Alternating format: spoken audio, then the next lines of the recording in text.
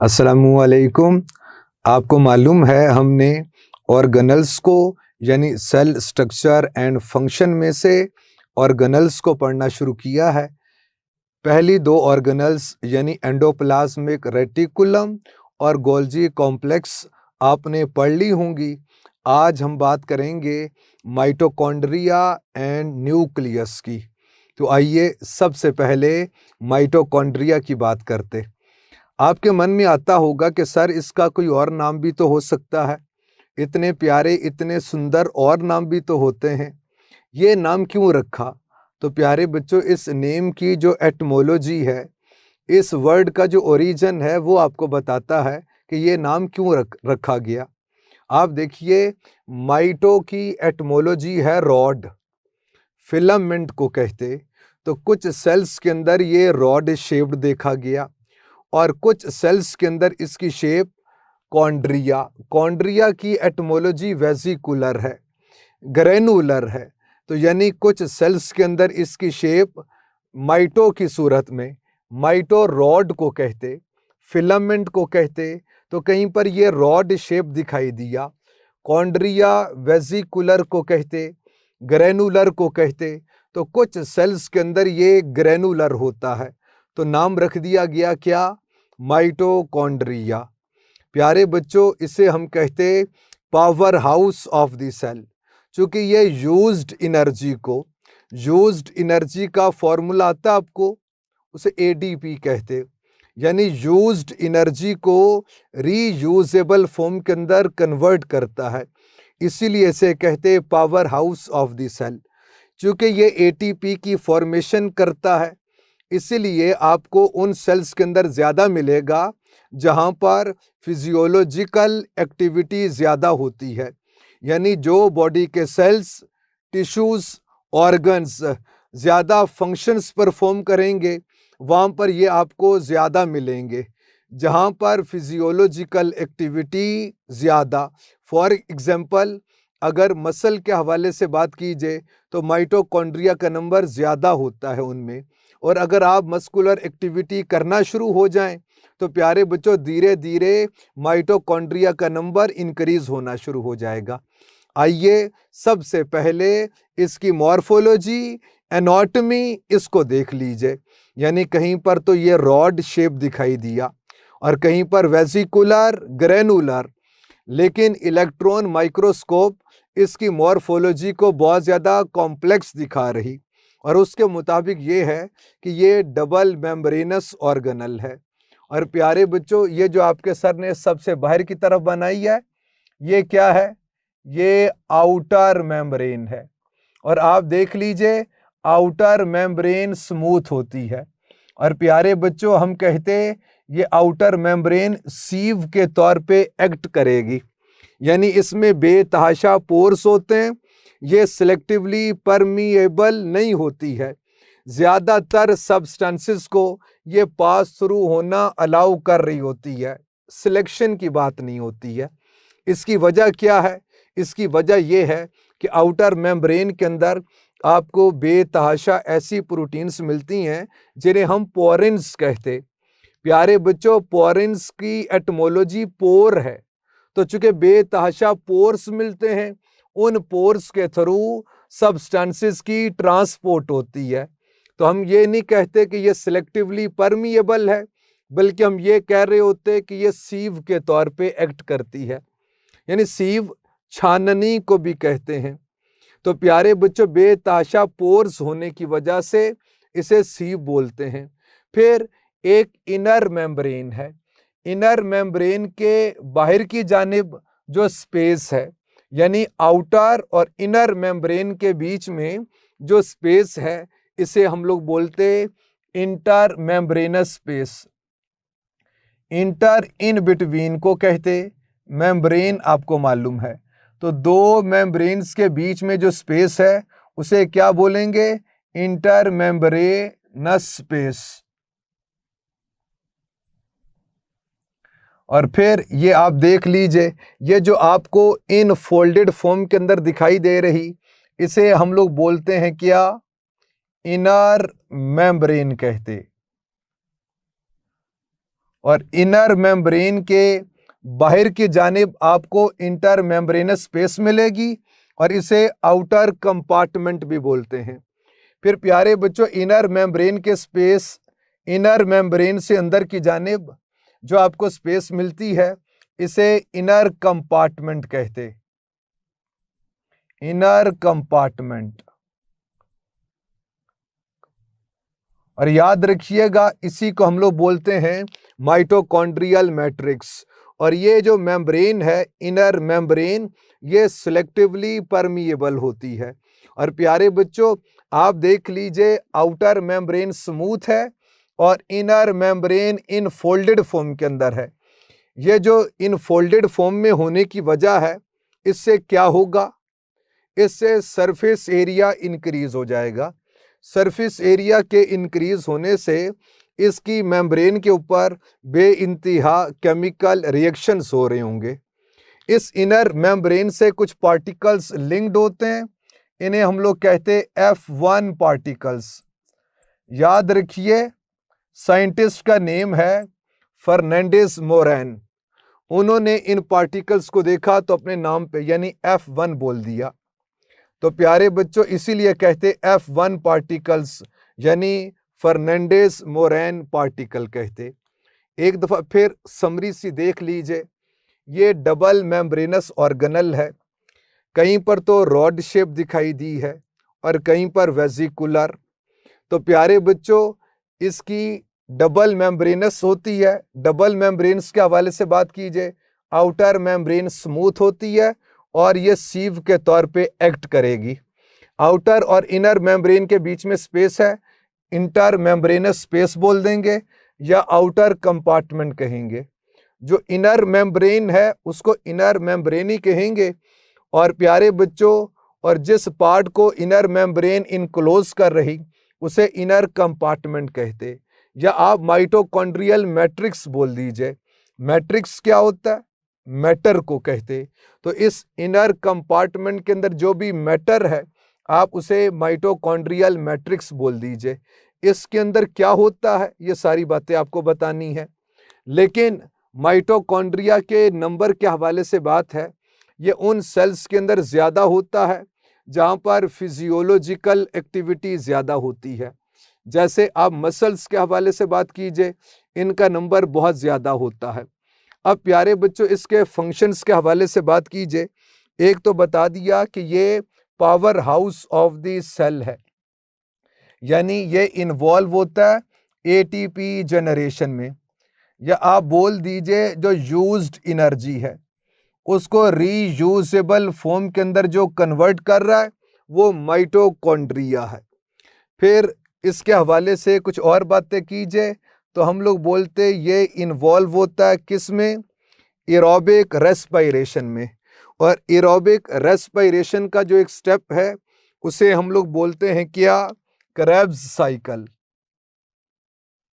Krebs cycle की बात कीजिए तो प्यारे बच्चों ये होता है कहाँ पे, हम कहते हैं ये माइटोकॉन्ड्रियल मैट्रिक्स के अंदर होता है। फिर इस माइटोकॉन्ड्रियल मैट्रिक्स के अंदर और क्या होता है कुछ देर में बता रहा हूँ। फिर प्यारे बच्चों, एरोबिक रेस्पिरेशन के एक स्टेप है उसे कहते हैं रेस्पिरेटरी चेन। रेस्पिरेटरी चेन के जो कंपोनेंट्स हैं वो भी लिंक्ड होते हैं किससे, हम लोग कहते हैं इनर मेम्ब्रेन से। वो जो को एंजाइम क्यू है, cytochrome enzyme B, cytochrome enzyme C, A3 और फिर एटीपी सिंथेटेस भी मौजूद होती है। प्यारे बच्चों, रेस्पिरेटरी चेन या आप बोल दीजिए ऑक्सीडेटिव फॉस्फोराइलेशन, वो प्रोसेस भी इसके अंदर होता है, ऑक्सीडेटिव फॉस्फोराइलेशन। यानी हम कहते हैं formation of ATP in the presence of oxygen is called oxidative phosphorylation. फिर प्यारे बच्चों, यहीं पर होता है क्या, फैटी एसिड मेटाबॉलिज्म।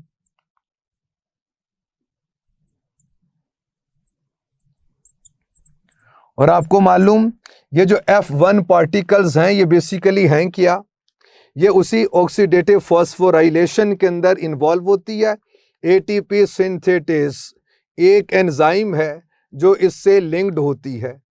तो प्यारे बच्चों, ये सारी बातें माइटोकॉन्ड्रिया के हवाले से थी। अब आइए हम बात करेंगे न्यूक्लियस की। याद रखिए, न्यूक्लियस को न्यूक्लियस इसलिए बोलते कि ये सेंट्रल पार्ट होता है। एनिमल सेल के हवाले से बात कीजिए तो वैसे सेंट्रल इन पोजीशन भी है, और फंक्शंस के हवाले से बात कीजिए तो सेंट्रली इंपॉर्टेंट होता है। इसका नाम रख दिया क्या? न्यूक्लियस। हम कहते हैं life of cell is regulated by nucleus. Maintenance of life of cell is because of nucleus. और फिर साइटोप्लाज्म के अंदर जो भी मेटाबॉलिक एक्टिविटीज होती हैं उनको जो रेगुलेट कर रहा वो न्यूक्लियस है। इनको प्यारे बच्चों रॉबर्ट ब्राउन साहब ने डिस्कवर किया, और इनकी डिस्कवरी पे कोई शक था ही नहीं। चूँकि प्यारे बच्चों एक तो ये प्रोमिनेंट स्ट्रक्चर होता है, फिर तकरीबन हर सेल के अंदर तो मौजूद होता है। किसी सेल के अंदर एक होगा, उस सेल को बोल देंगे मोनोन्यूक्लिएटेड। किसी में दो होंगे तो बोल देंगे बाई न्यूक्लिएटेड, और किसी में मोर देन 2 हो तो उसे कहते मल्टी न्यूक्लिएटेड। न्यूक्लियस के हवाले से बात की जाए तो ये भी डबल मेम्ब्रेनस स्ट्रक्चर होता है। इसके जो पार्ट्स हैं उनके हवाले से धीरे धीरे बात करेंगे। सबसे पहले जो आउटर मेम्ब्रेन है, जो डबल मेम्ब्रेनस है, तो यानी हम उसे न्यूक्लियर इनवेलप भी बोल दिया करते। Nuclear envelope. तो न्यूक्लियर इनवेलप की बात की जाए तो 2 मेम्ब्रेन्स आपको इसके अंदर मिलती हैं। प्यारे बच्चों, एक होती है आउटर मेम्ब्रेन और एक होती है इनर मेम्ब्रेन। आउटर मेम्ब्रेन ये फिजिकली लिंक्ड होती है किससे? इससे पहले आपने पढ़ लिया कि रफ एंडोप्लाज्मिक रेटिकुलम के साथ आउटर मेम्ब्रेन लिंक्ड होती है। इसीलिए आउटर न्यूक्लियर मेम्ब्रेन के साथ भी आपको राइबोसोम्स मिलते हैं। फिर प्यारे बच्चों, आउटर और इनर मेम्ब्रेन, न्यूक्लियर मेम्ब्रेन के बीच में जो स्पेस है उसे पेरी न्यूक्लियर स्पेस बोलते हैं। और जहाँ पर ये कॉन्टिन्यूअस फैशन के अंदर आ जाए और जहाँ पर ये दोनों मिल जाएं, तो ये दोनों मिलकर जिस जगह पर मिलेंगी वहाँ पर पोर्स बनते हैं। उन्हें हम लोग कहते हैं न्यूक्लियर पोर्स। न्यूक्लियर पोर्स आपको किसी सेल के अंदर मिलेंगे लेस और किसी में होंगे मोर। न्यूक्लियर पोर्स किसी सेल के अंदर आपको ज्यादा मिलते हैं, किसी में कम। अब ये किस बेस पर होता है? तो याद रखिए, न्यूक्लियर पोर्स का इनवर्स रिलेशन है डिफरेंशिएशन के साथ। डिफरेंशिएटेड फॉर्म में होगा तो न्यूक्लियर पोर्स कम होंगे, लेस डिफरेंशिएटेड होगा तो न्यूक्लियर पोर्स ज्यादा होंगे। जैसे लेस के हवाले से बात कीजिए तो ये उनके अंदर होंगे जो लेस डिफरेंशिएटेड हैं। नहीं, ऐसी बात है नहीं, जो मोर डिफरेंशिएटेड हैं। जो मोर डिफरेंशिएटेड होंगे उनमें न्यूक्लियर पोर्स आपको मिलेंगे कैसे? कम मिलेंगे। फॉर एग्जाम्पल, आप रेड ब्लड सेल्स की बात कीजिए तो ये मोर डिफरेंशिएटेड है तो न्यूक्लियर पोर्स आपको कम मिलेंगे। फिर आपके मन में एक सवाल तो आएगा कि सर, रेड ब्लड सेल्स जो ह्यूमन का मैच्योर रेड ब्लड सेल्स हैं और fully differentiated red blood sales हैं, उनके अंदर तो न्यूक्लियस होता ही नहीं है। अगर न्यूक्लियस नहीं है तो न्यूक्लियर पोर्स कहाँ से आ गए? तो प्यारे बच्चों, आपको बताना यह है कि ये ह्यूमन रेड ब्लड सेल्स की बात नहीं हो रही। ओस्टिक थाइस, चूंकि आपकी बुक में लिखा है इसीलिए रेफरेंस आपकी बुक से है बेटे। ओस्टिक थाइस, बोनी फिश की बात कीजिए तो उसके रेड ब्लड सेल्स न्यूक्लिएटेड होते हैं, तो ये उनके न्यूक्लियर पोर्स की बात हो रही है। आपको न्यूक्लियर पोर्स ज्यादा उन सेल्स के अंदर मिलेंगे जो लेस डिफरेंशिएटेड हैं।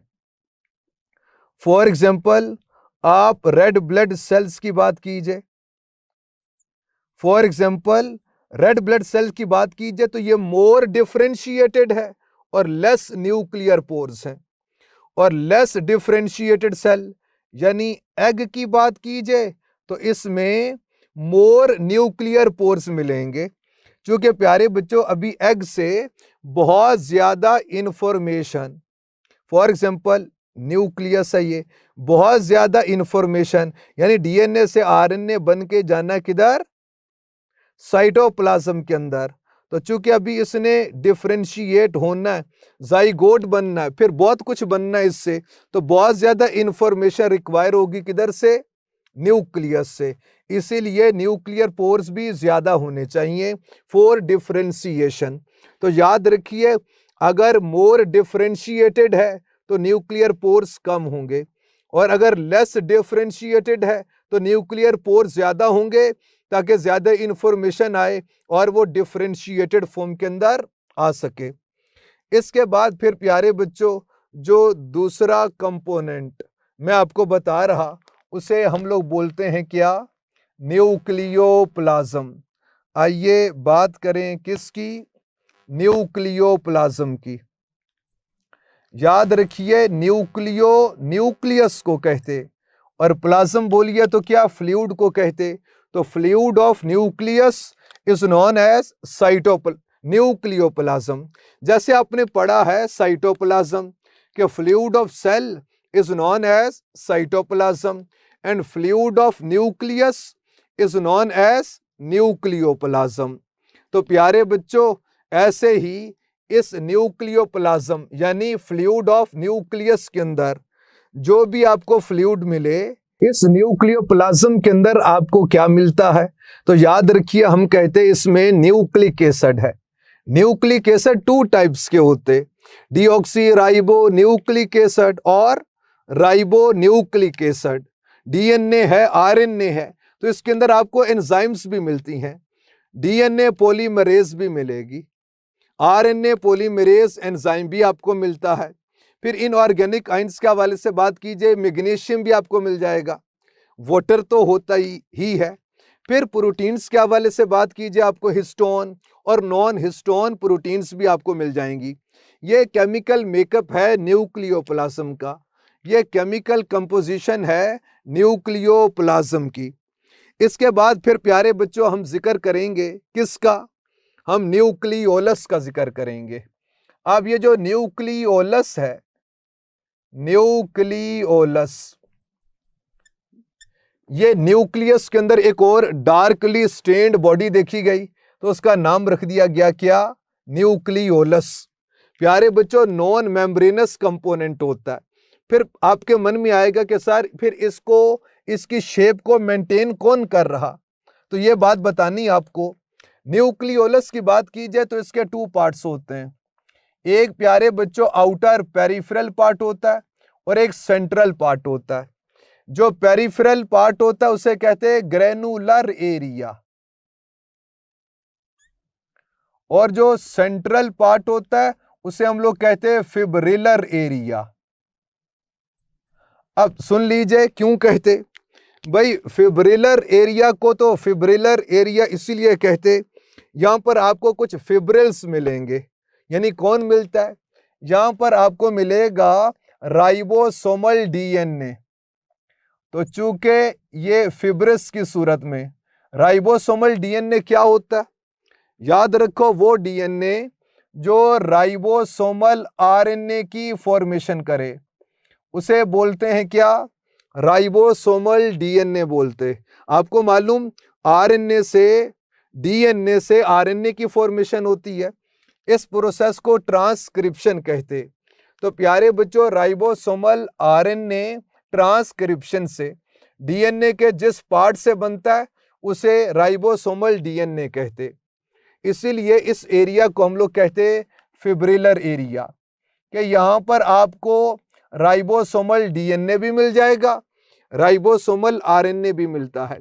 अब ग्रेनुलर एरिया की बात कीजिए तो ये जो बाहर वाला एरिया है ये ग्रेनुलर होता है। क्यों, क्योंकि यहाँ पर प्रिकर्सर ऑफ राइबोसोमल सब यूनिट्स होते हैं, यानी स्मॉलर सब unit of ribosome and larger सब यूनिट ऑफ राइबोसोम आपको इस ग्रेनुलर एरिया के अंदर मिलते हैं। राइबोसोम वैसे भी ग्रेनुलर बॉडी है, इसके कंपोनेंट्स भी ग्रेनुलर होते हैं, इसीलिए प्यारे बच्चों राइबोसोमल प्रिकर्सर यूनिट्स आपको मिलेंगे, यानी स्मॉलर सब unit of ribosome and larger सब यूनिट ऑफ राइबोसोम आपको ग्रेनुलर एरिया के अंदर मिलता है।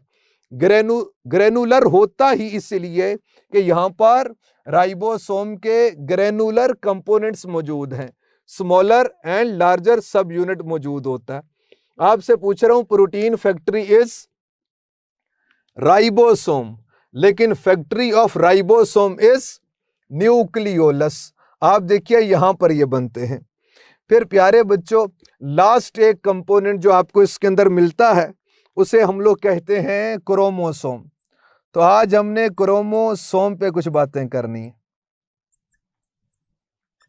याद रखिए ये जो क्रोमो कलर्ड को कहते, सोम बॉडी को कहते, तो जब आप क्रोमोसोम को स्टेन करेंगे तो हर क्रोमोसोम पर इतने ज्यादा रंग आते हैं कि रंग शरबतों का।